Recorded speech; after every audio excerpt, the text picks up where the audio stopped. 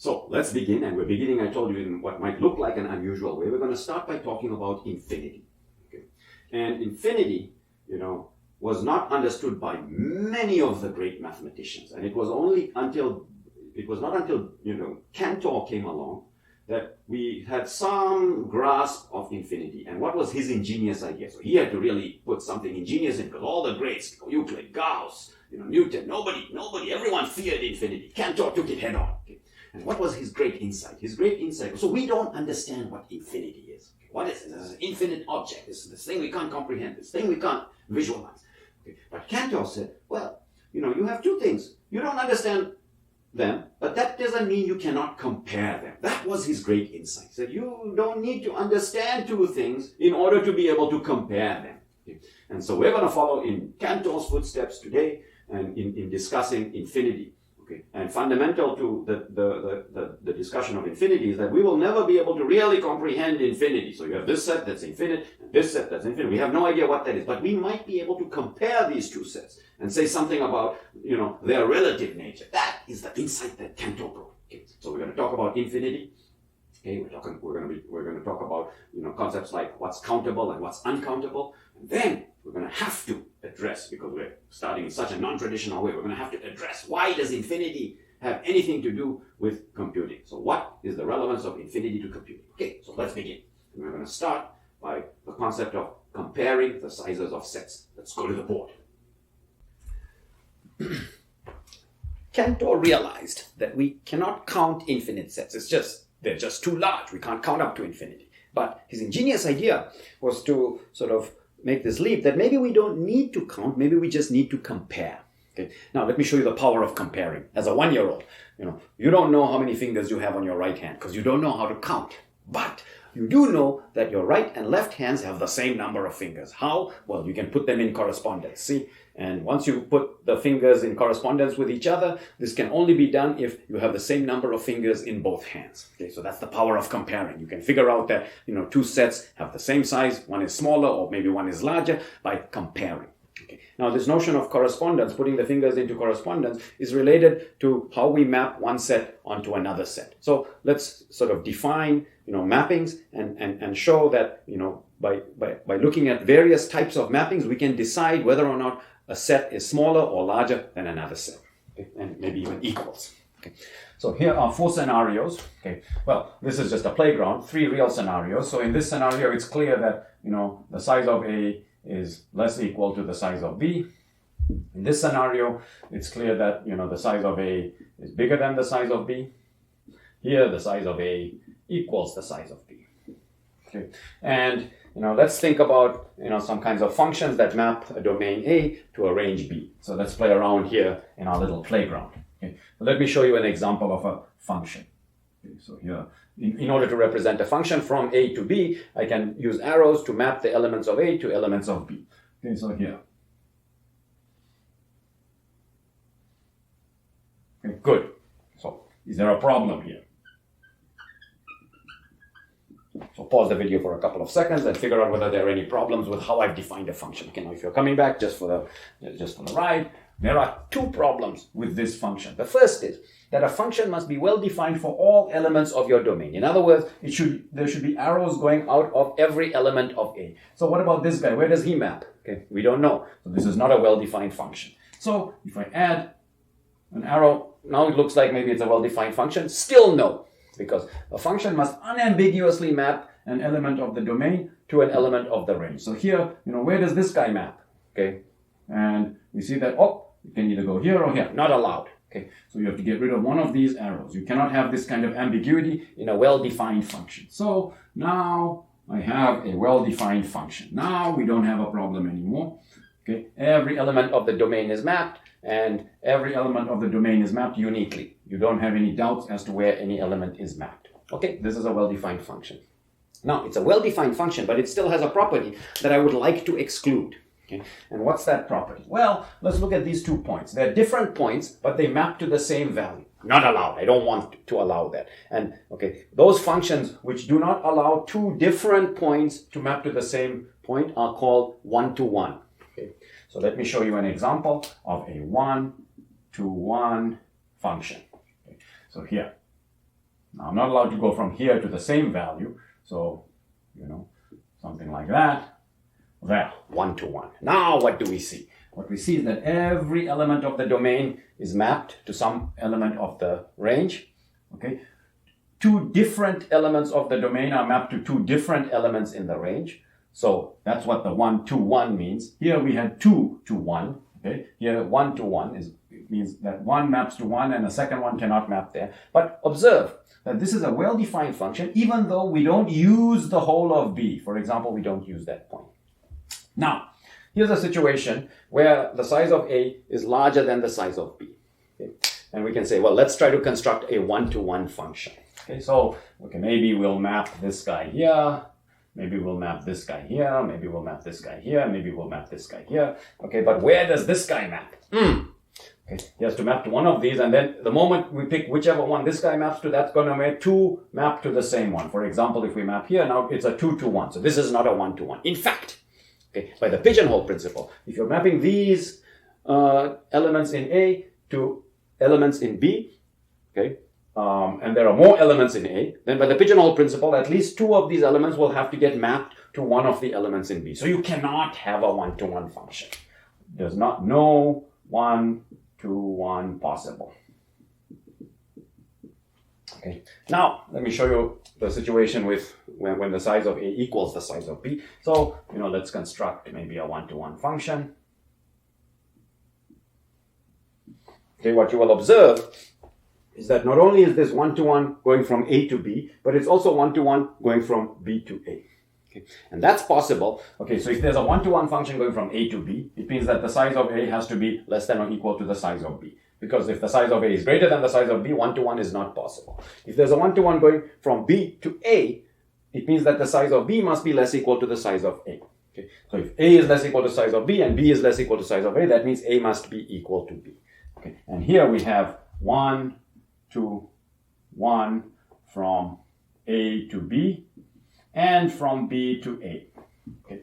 Sometimes we say that this 1-to-1 function from A to B, this function from A to B is both 1-to-1 and onto, okay, or invertible. There are many equivalent ways to characterize this situation. This is an example of the correspondence that we set up between the fingers. This is called a bijection.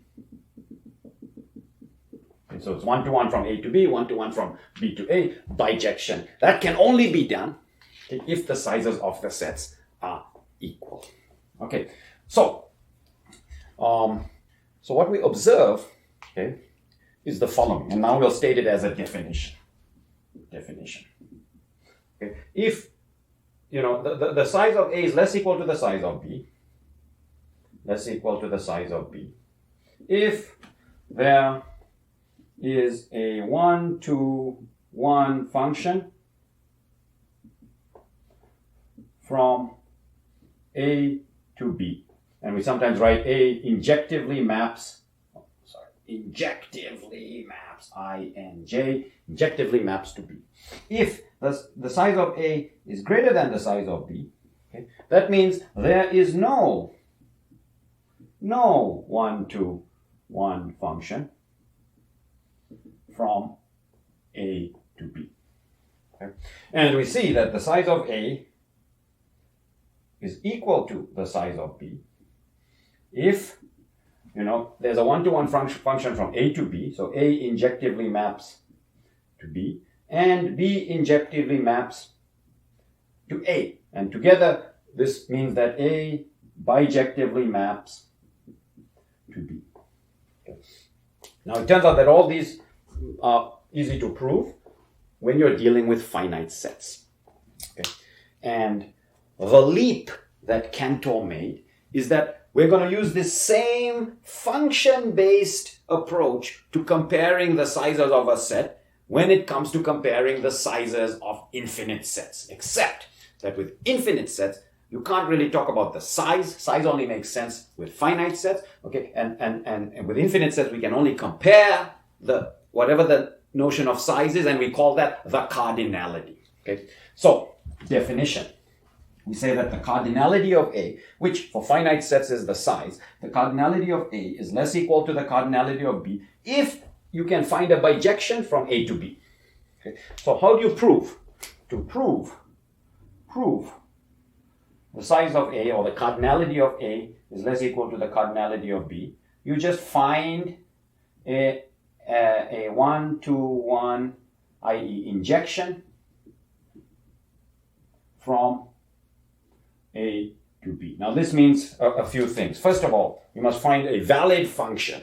So you must show that your function is a valid function from A to B. And then you have to prove that it is an injection. Okay. And what do we mean by injection? It means that two elements of A cannot map to the same element of B. Okay. And we'll see some examples of that. Okay. To prove that the size of A is greater than the size of B. This is tough. You have to show that there is no such injection. You have to show there is no 1-to-1. There's no injection from A to B. So you have to show that you're in this situation. Okay? So if the size of A is greater than the size of B, there is no injection from A to B. If there were, then the size of A is less equal to the size of B. To show that there is no injection requires a sophisticated argument. Like here we use the pigeonhole. Why? Because you have to show that there's no possible way to construct an injection. Showing that the size is less equal to B is much easier. You just have to you have to show existence. You have to give an example of such an injection. Okay. And if the size of A is less equal to the size of B, okay, if the size of A is less equal to the size of B, that means there's an injection from A to B. So A injectively maps to B. Okay, and the size of B is less equal to the size of A. Okay, so A is less equal to B. Okay, cardinality of A less equal to cardinality of B. Cardinality of B less equal to cardinality of A. What does this mean? This means that B injectively maps to A. So there's a 1-to-1 from B to A. Okay. Well then, these together, so cardinality of A less equal to cardinality of B, B less equal to A, these together implies that the cardinalities are the same. Okay. Now it turns out that for finite sets, this is easy to prove, and you can see the book for an exercise. For infinite sets, okay, it turns out that this is non-trivial to prove. In fact, this is called the Cantor-Bernstein theorem.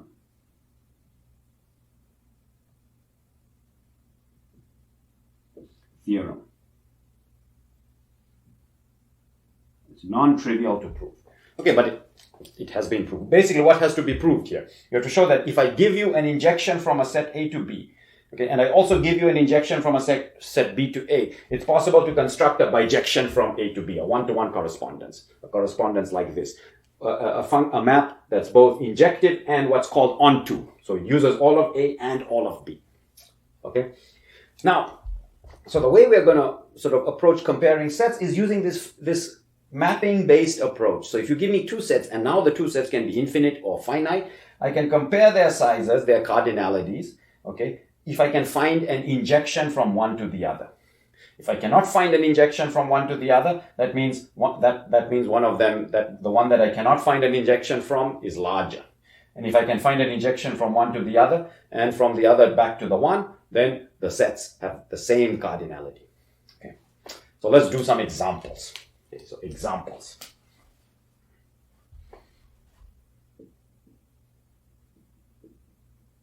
And we'll start with a simple example. Okay. There is a bijection from the finite set A1, A2, A3 up to AN. You can bijectively map to the set 1, 2, 3 up to n. Okay. In fact, that's what it means for a set to have size n, if there's a bijection from the set to this finite set 1 to n. Okay, and what's the bijection? Let me show you the bijection. It's just A1 maps to 1, A2 maps to 2, A3 maps to 3, and so on, AN maps to n.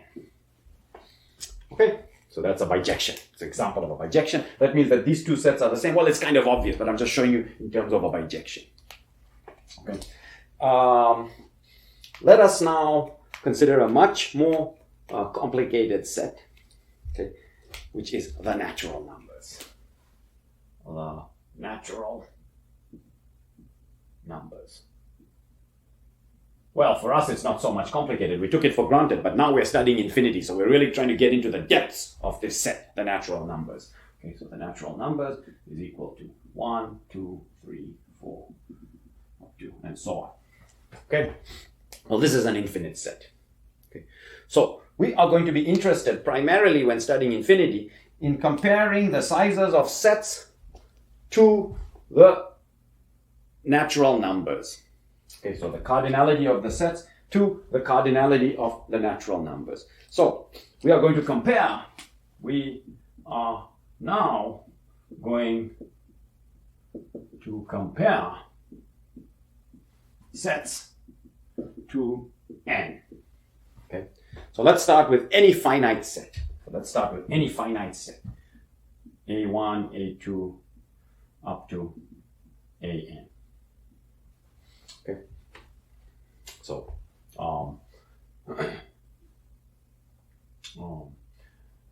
what is the cardinality? Or intuitively you can think of size, but for the moment let's call it cardinality. Okay, what is the cardinality of this set in comparison to the cardinality of the natural numbers? And in this case, we can show that this is less than or equal to the cardinality of the natural numbers. Okay, so now why? Okay.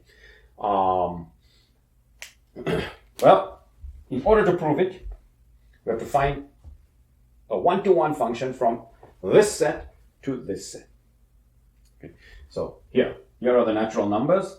The natural numbers are 1, 2, 3, 4, 5, 6, 7, 8, and so on. Here's my set A1, A2, A3, A4, A5, and so on. Let's say up to AN. Okay, and I'm going to find a mapping. Here's the mapping: 1, 2, 3, 4, 5, 6, and so on, all the way to n. Dot dot dot n here. Okay, dot dot dot.